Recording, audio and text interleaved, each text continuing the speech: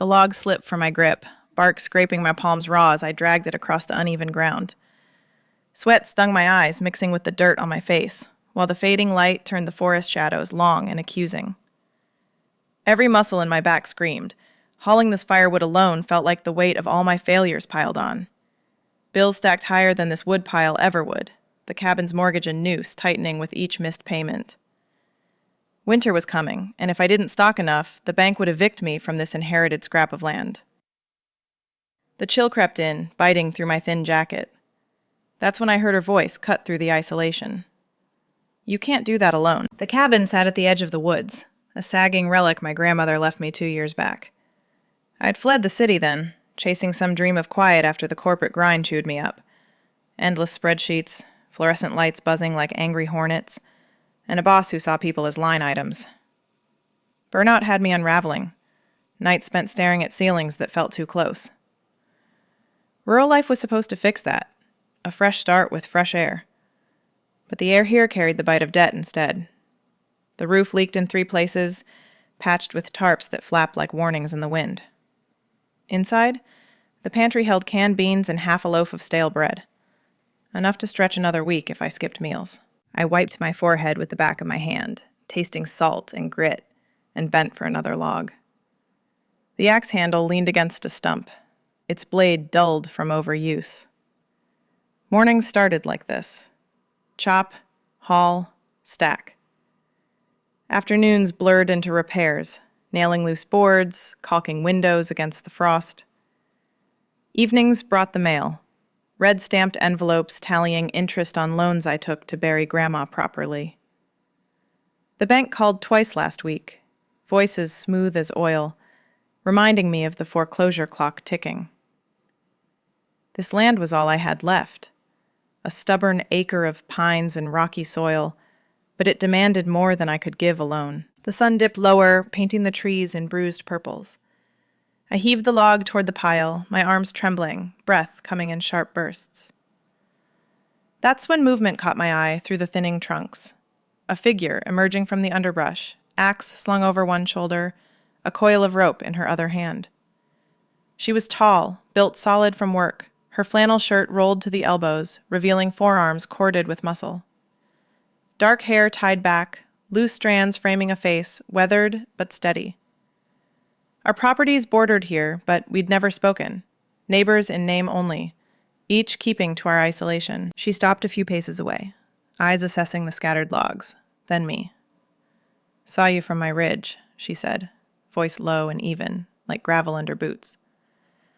Name's Riley. That pile won't build itself before snow hits.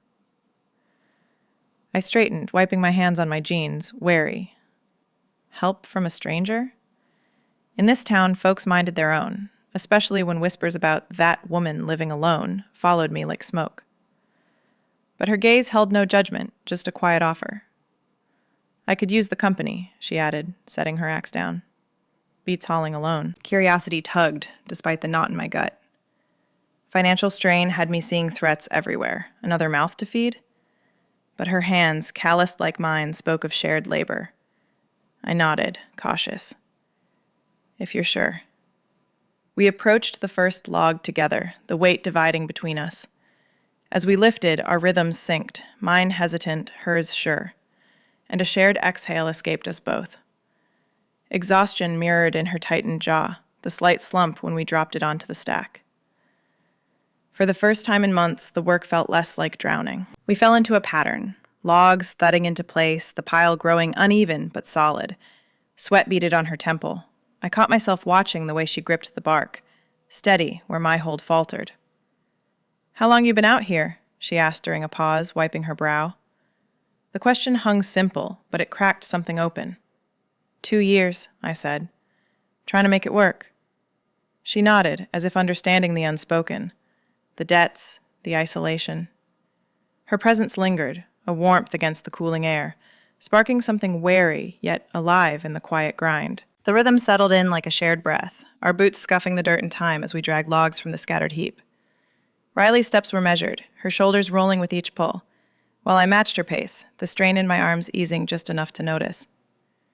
We lifted the next one together, fingers brushing the rough bark, and I felt the heat of her proximity, close enough that the scent of pine sap clung to her shirt, mixing with the faint earthiness of sweat.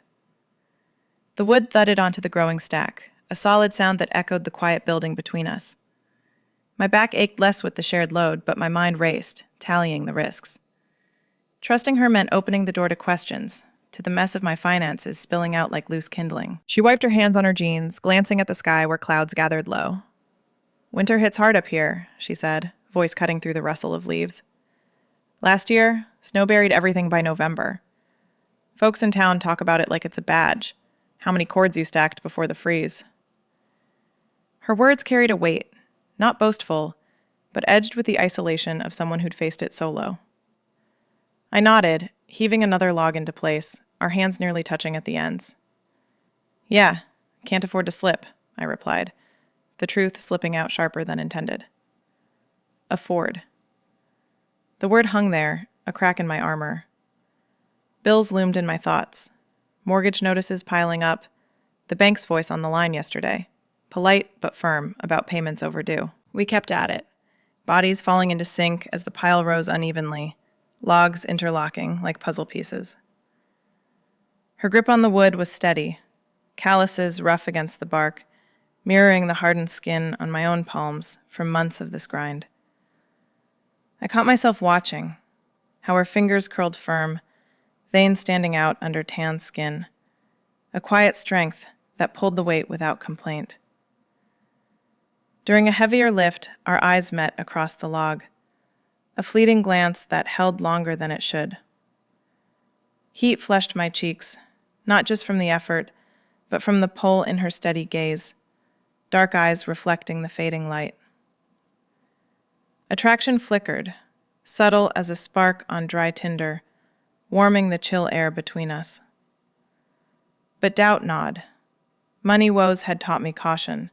Strangers could turn prying, and here I was, letting her in on the labor that was my lifeline. The sun dipped further, shadows stretching across the clearing. Sweat trickled down my spine, soaking my shirt, and my throat burned dry. Riley straightened, rolling her shoulders with a soft grunt. "Water?" she asked, nodding toward a thermos she'd brought, clipped to her belt. I hesitated, the internal tug-of-war sharp. Trust her enough for a break? But thirst won, and I followed as she led to a flat rock nearby, pouring from the battered metal into a shared cup. The water was cool, tasting of metal and relief, and we sat side by side, knees almost touching. She took a sip after me, her throat working as she swallowed, and the silence stretched, heavy with unspoken things. "You mentioned affording it," she said finally, eyes on the half-built pile. "This place giving you trouble?"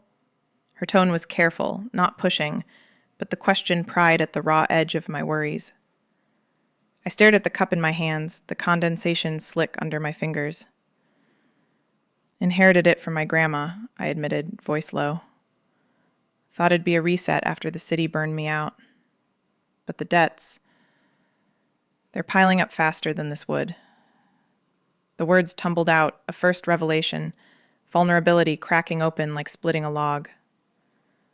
Riley nodded slow, her hand resting on her knee, close enough I felt its warmth.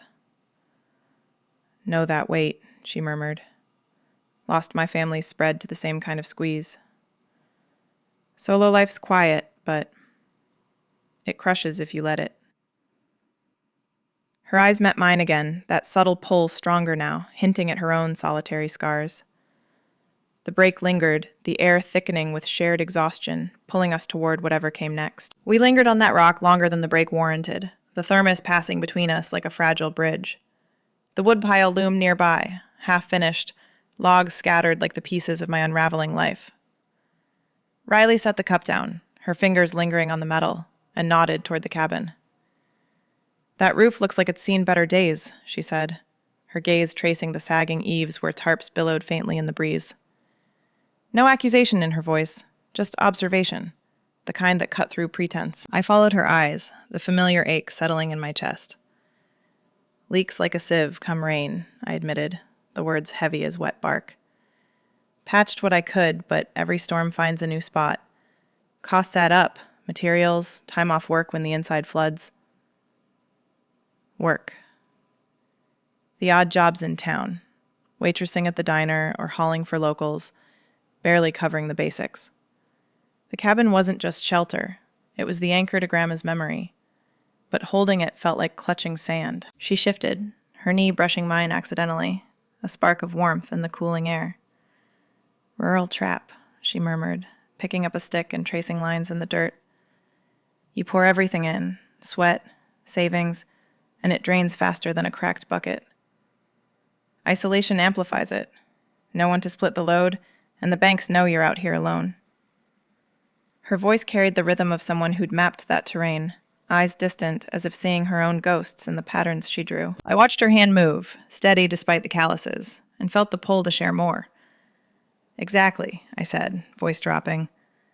"Thought moving here would cut the noise. City burnout had me hollowed out. But the quiet just echoes the worries louder. Mortgage eats half my checks and winter prep, that's the kicker. No wood, no heat, and the bank's already circling."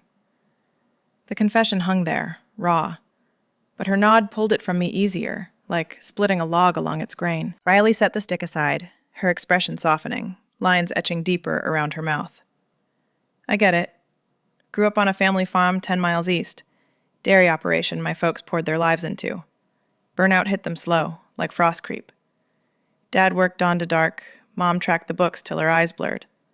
Drought one year, feed prices spiking the next. We lost it 5 years back. Bank auctioned it off while I was away trying to make rent in the city." She paused, jaw tightening, the weight of it in her shoulders. "Came back to scrape together my own patch. Solo suits the ache sometimes, but it grinds you down. Learned that the hard way. Watching them pack up, faces like stone, but eyes saying they failed us all." Her story landed like a shared log, heavy but balanced. I saw it in her. The resilience carved from loss. The way she carried it without complaint. The sun edged lower, casting long shadows over the pile, and sweat cooled on my skin, raising chills. I reached for my sleeve to wipe my forehead, but my arm trembled from the lift, smearing dirt instead.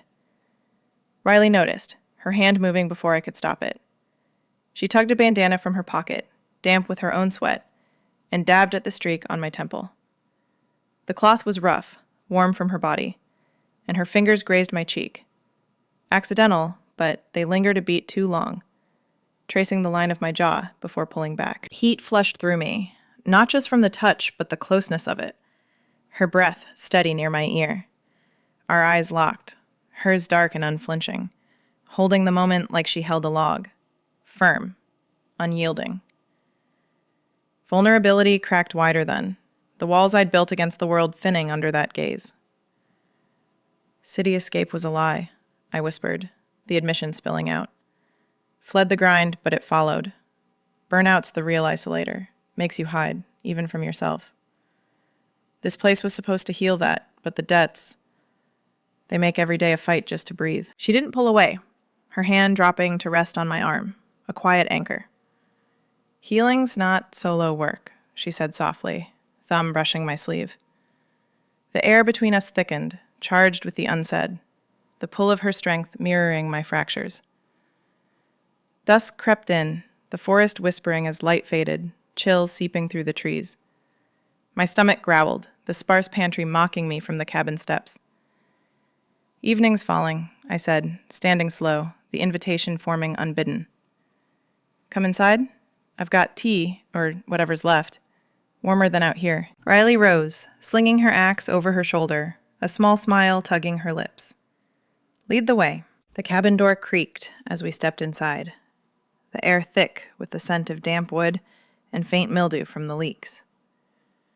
I flicked the switch, but the single bulb overhead sputtered, casting a weak glow over the cluttered space. The stove sat in the corner, its iron belly cold, surrounded by a mismatched stack of pots and a chipped enamel table. Riley set her axe by the door, her presence filling the room like a steady draft, while I rummaged through the pantry, cans of soup, a few potatoes, sprouting eyes, and a heel of cornbread wrapped in foil. "Not much," I said, pulling out a dented pot, "but it'll warm us." She shrugged off her flannel, hanging it on a hook, revealing a faded t-shirt clinging to her frame from the day's sweat. Smells like home already. We moved together, efficient in the narrow kitchen, her chopping potatoes with a knife that needed sharpening, me stirring the soup over the stove as flames licked up from the kindling. The heat built slow, radiating out to chase the evening chill, and soon the pot bubbled, filling the air with savory steam. We ate at the table, bowls steaming between us, spoons scraping against tin. The cornbread crumbled soft, shared without words, our knees bumping under the edge. Silence settled first, broken only by the crackle of the fire we'd stoked after. Riley leaned back, cradling her mug of weak tea, leaves steeped too long from my last town run. Her eyes traced the walls, the peeling wallpaper Grandma had chosen, faded florals that hid water stains. "This place holds stories," she said, voice low, "like the ones we carry out there."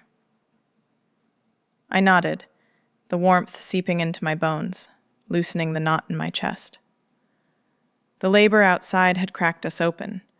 Now, in this light, it deepened. Talk turned easy at first. Weather patterns, how the ridge blocked the worst winds, the way snow muffled the world. But her gaze lingered, steady, pulling more from me. "You said the city burned you out," she prompted, setting her mug down. "What chased you here, really?" I stared into the fire, embers glowing like buried secrets. The flames danced, casting shadows that played across her face, highlighting the scar above her eyebrow, faint from some old fall. Honesty tugged, the shared work making lies feel heavy. "Corporate trap," I started. Dead-end job, numbers that never added up to peace. And the hiding. Small town like this, but the city had its own closets. Never came out fully, family pressure, work eyes watching. Burnout hit when I realized I was living half a life, scraping by on secrets. She shifted, the chair creaking, her hand flat on the table near mine. The fire popped, sending a spark up the chimney. "Small towns grind that deeper," she said, voice roughened by memory. "Grew up east, everyone knowing your business before you do. Folks saw me with girls in high school, whispers turned to shouts when Dad found out. Community church ran me out after, said I was poison to the farm's values. Built walls after that, high as these pines. Lost the land anyway, but the isolation? That's the real foreclosure. On trust. On letting anyone close." Her words hung, raw, the rejection etched in the tight line of her jaw. I saw it then, the solitude she'd chosen, mirroring my own flight. Our eyes met across the table, the stove's heat mirroring the flush in my cheeks. Financial strain amplified it all. The secrecy I'd kept to hold this place, fearing judgment from lenders or locals if they knew. "Same here," I admitted, voice barely above the fire's hum. "Debts make you hide more. Can't risk the gossip turning to calls, folks prying into why a single woman clings to this wreck. Burnout's not just tired muscles. It's carrying that fear alone. Every bill a reminder you're exposed." Riley's fingers inched closer, brushing mine. A deliberate touch now, warm and calloused. "Exposure's the killer," she murmured.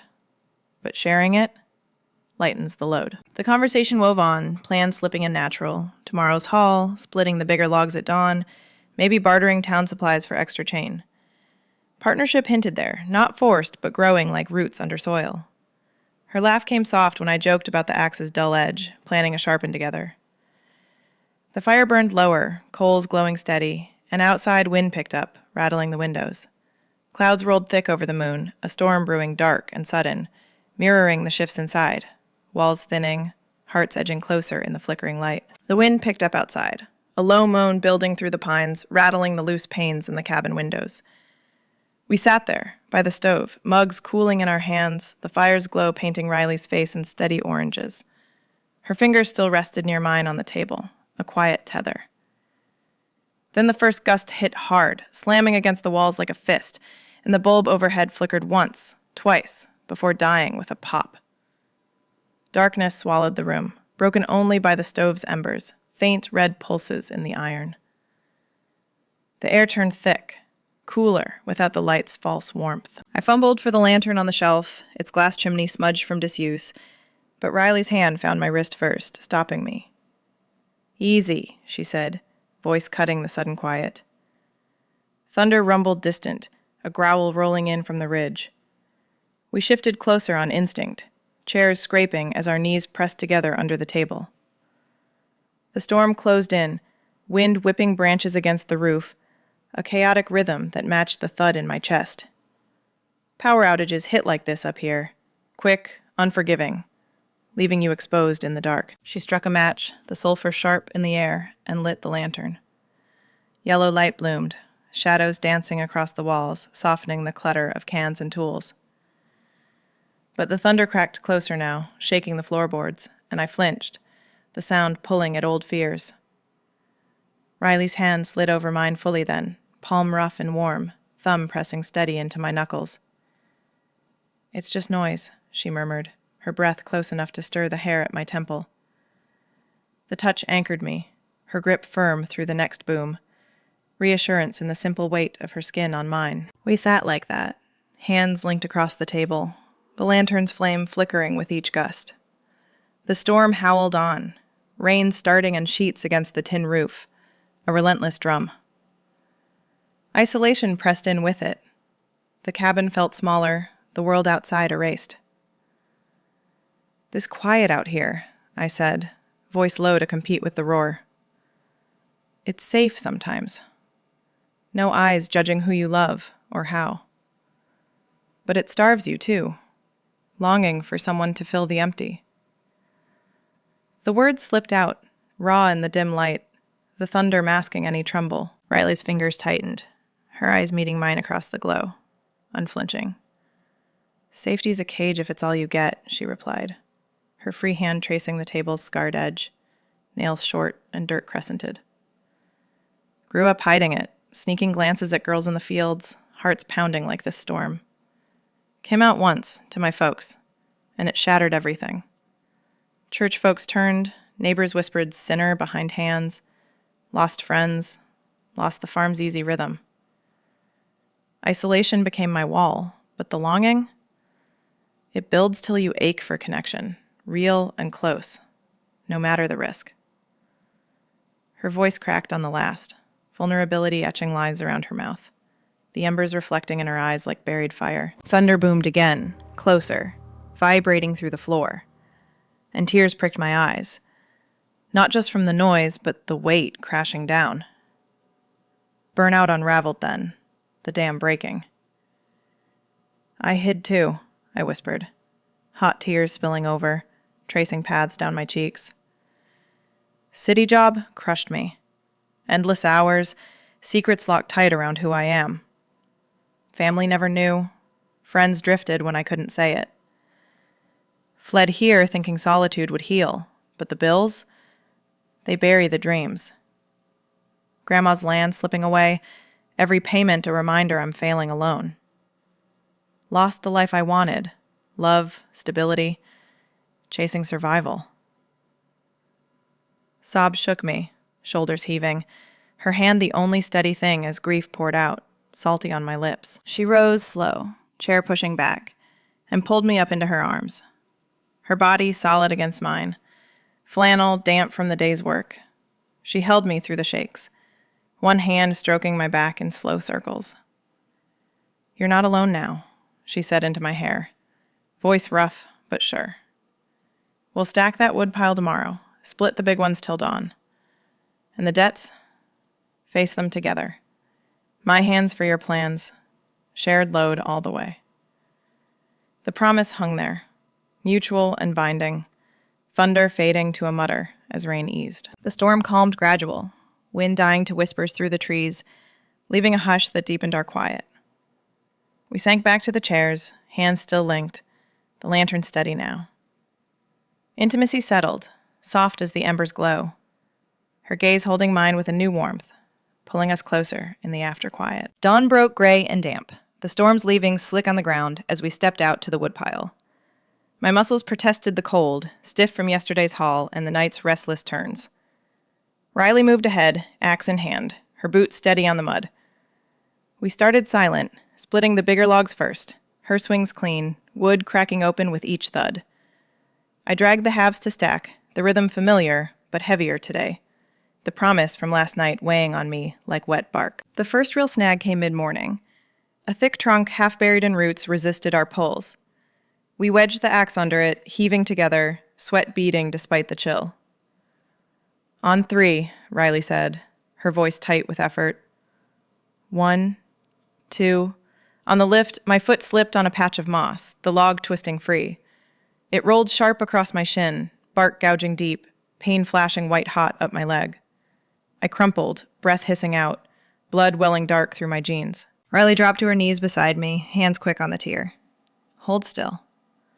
Her fingers probed the gash, steady but urgent, the cut ragged and throbbing. I bit back a curse, the injury a sharp reminder of how fragile this solo fight had been. Now shared, but still testing us. She tore a strip from her shirt's hem, pressing it firm against the wound, her palm warm through the fabric. Blood soaked through fast, but her pressure slowed it, her face close, breath mingling with mine in the crisp air. Inside the cabin, she guided me to the table, fetching the first aid kit from under the sink. Old bandages yellowed, antiseptic stinging as she cleaned. Her touch was careful, unwinding gauze around my leg, tying it off with knots that held without slipping. Our eyes met then, unflinching, hers dark with worry, but edged with that quiet resolve. The pain dulled under her gaze, vulnerability mixing with something warmer, her thumb brushing my knee as she finished. "Can't let you push through this alone," she said, voice low. "Not anymore." I nodded, resistance flickering. Pride had kept me isolated this long. Debts mounting because asking felt like surrender. But the wound burned, a physical echo of the burnout gnawing inside.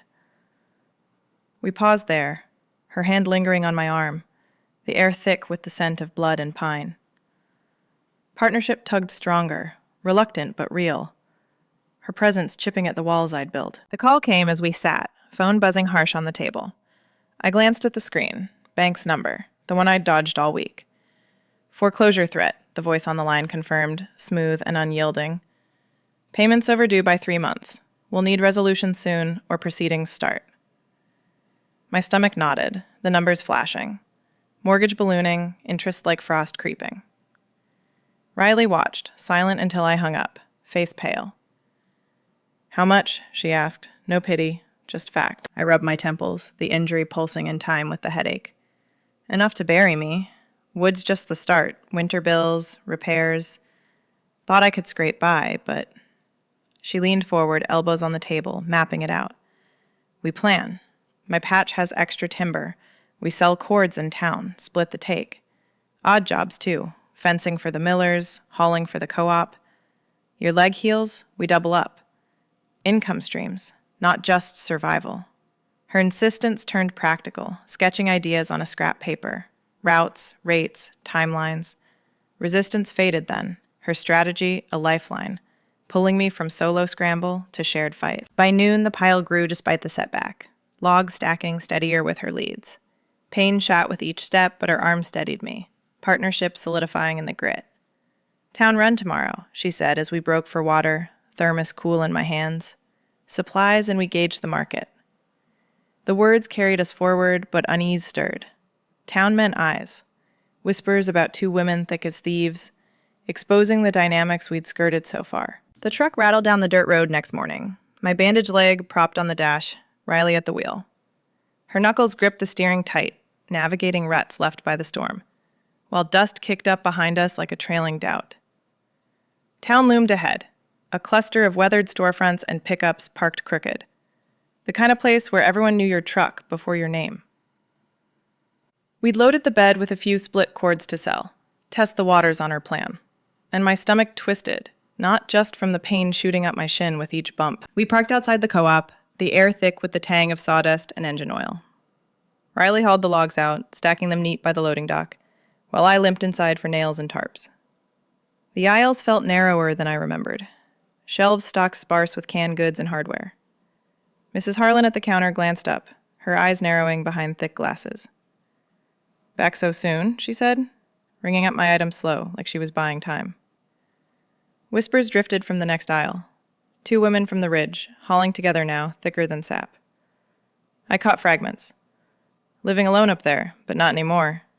And a low chuckle that landed like gravel in my gut. Riley joined me then, arms full of rope and a saw blade, setting them down with a thud. Mrs. Harlan's gaze flicked between us, lips pursing. "Heard you've been helping out at the old Thompson place," she said. Voice syrupy sweet, but edged. "Folks talk, you know. 2 women out there, day and night. Small town, secrets don't keep in the wind." The words hung, probing, the gossip a familiar blade twisting at old wounds. Heat rose in my cheeks, the hiding I'd done for years crashing back. Debts hidden, identity buried deeper to avoid this exact scrutiny. I froze, bag clutched tight, the financial strain amplifying the shame. One wrong word and the co-op's credit line I'd scraped for supplies could vanish. Locals turning away jobs. But Riley stepped forward, her shoulder brushing mine solid, eyes locking on Mrs. Harlan's without a flinch. "Helping's what neighbors do," she said, voice low and unyielding, like axe meeting wood. "And if talk's about who we are, 2 women building a life, then let it spread. We've got nothing to hide anymore. Coming out was hard enough back home. Won't let whispers bury us here." Her defense landed firm. No apology, just truth carved clean. Mrs. Harlan blinked, color draining, and muttered about the total, sliding the receipt across. We loaded up outside, the cord sold quick to a farmer eyeing the stack, cash folding crisp in my pocket. A small win against the bank's shadow. But the confrontation lingered, air charged as we climbed back in. Riley's hand found mine across the console, fingers intertwining rough and warm, calluses pressing into my palm like a vow. "That was brave," I murmured, the touch grounding the tremor in my chest. Physical labor had started it, logs shared, but now it shifted, her support wrapping emotional fractures, burnout's weight lifting in the squeeze of her grip. The drive back wound slow, pines blurring past, and vision sharpened. Joint cabin life emerging clear, not just survival but shared. We patched the roof together, sell more wood, turn the co-op into a resource, barter crafts from scraps, pool odd jobs till debt's eased. Her thumb traced my knuckles, steady rhythm, transforming the isolation into something woven, resilient. Burnout faded to embers replaced by this. Us. Hands linked, facing the ridge as one. We pulled up to the cabin as dusk settled, the woodpile waiting like an unfinished promise. Riley killed the engine, turning to me, her gaze pulling deep. The air between us thickened, that pivotal exchange igniting slow. Her free hand rising to cut my cheek. Her palm settled warm against my cheek, thumb tracing the line of my jaw, rough from the day's grit, but steady. The cabin loomed dark ahead, windows black against the fading sky. But inside the truck cab, her touch lit something slow and sure. I leaned into it, eyes closing for a beat, the engine's tick fading under the thud of my pulse. Dusk pressed close, crickets starting their chorus in the underbrush. But here, her breath mingled with mine, close enough to taste the faint salt of sweat. We moved together, wordless, spilling out into the cooling air. The woodpile waited by the porch, half-shadowed, logs stacked uneven from our interrupted work. Riley's hand slipped to my lower back as we climbed the steps, guiding me through the door. Inside, the stove's embers from morning glowed faint, the room holding the day's chill like a held breath. She knelt by the hearth, adding kindling with quick, practiced hands, matches rasping, flames catching slow, building to a steady crackle. I lit candles from the shelf, their wax stubs flickering yellow, casting pools of light across the scarred table and threadbare rug. We sank to the floor then, backs against the stove's warmth, knees touching in the shared silence. The storm's aftermath lingered outside, branches dripping steady, but here, the quiet wrapped us tight, her shoulder pressed to mine, solid, and I felt the rise of her breath. "This," she said, voice low, gesturing vague at the flickering walls. "Opening up like we did today. Town eyes, bank calls. Its vulnerability staring back." I nodded, the words pulling at the knot in my chest. "Frightens me still," I admitted, staring at the flames. "Love's not just touch, it's risking the fall. Burnout taught me walls keep the hurt out, but they trap you too. Debts, isolation. They make letting go feel like losing ground. Her hand found mine again, fingers lacing rough and sure, calluses catching on my skin. Same fear here, she murmured, thumb stroking my knuckles. Lost everything once. Farm, family, trust. Love means handing over pieces you can't get back, but hiding it, that hollows you worse.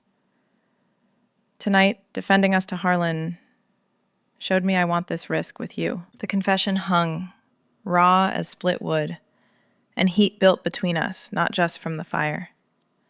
I turned, her face close in the candlelight, eyes dark pools reflecting the glow. Vulnerability mirrored there, my tears in the storm, her steady hold, and it pulled me nearer. Our foreheads touched first, breaths sinking. Then her lips brushed mine, soft, hesitant, tasting of tea and earth. The kiss deepened, slow, her hand cupping my neck, fingers threading into my hair. I leaned in, arms wrapping her waist, feeling the taut muscle under her shirt, the rise of her ribs with each shared inhale.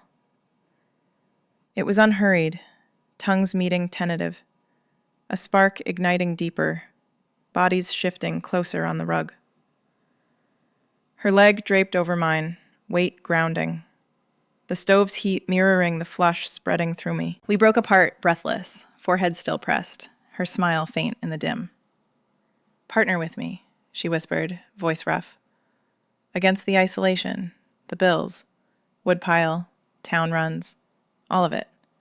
Shared, not solo. The commitment landed solid, burnout's weight yielding to something resilient, hopeful. Tears pricked again, but warm now, release.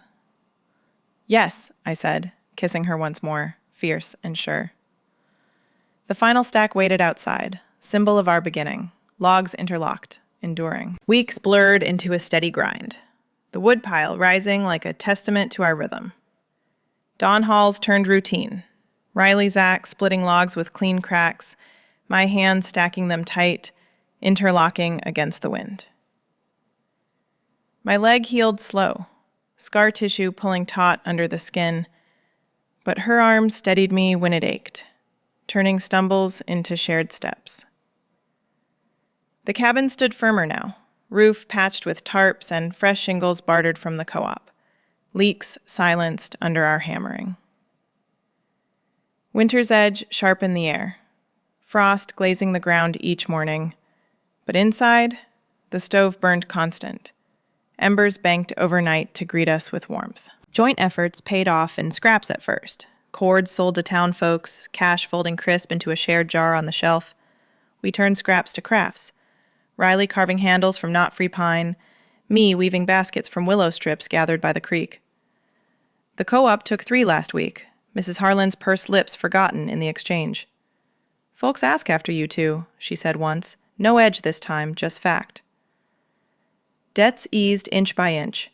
Mortgage payment scraped through, a buffer against the bank's shadow. Burnout's fog lifted gradual, replaced by the ache of muscle worked honest, not endless. We affirmed it openly one evening, stove crackling as snow flurried first outside. Riley's hand traced my arm, calluses rough on my skin, pulling me close on the rug. This, us, lesbian life out here, she murmured, eyes steady in the firelight. No more hiding. Town sees us hauling, sharing this place. Let them whisper.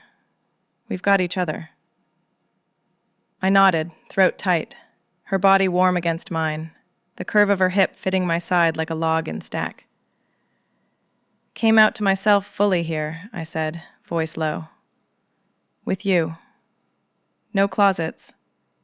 Just this warmth. We planned then. Spring planting on her patch, joint stand at the market, futures woven open. No isolation left. Sensory closure wrapped us that night. Fire's heat seeping through our clothes, her breath even against my neck. The faint scent of pine smoke in her hair. Her body beside mine, solid and alive, chased the old hollows. You know this path, don't you? That burnout grinding slow, financial strain like frost on the windows, making every step a weight. Hiding who you love, the isolation biting deeper than winter. But partnership shifts it. Shared labor, hands linking in the dark. It builds resilience, turns survival to something enduring. The quiet promise settled as we lay there, her fingers laced in mine, the cabin holding us against the gathering snow. The woodpile stood firm under fresh snow, logs locked tight, enduring the weight like our bond. If you felt that rural burnout pull, share your story below. Subscribe for more tales of connection in the quiet places.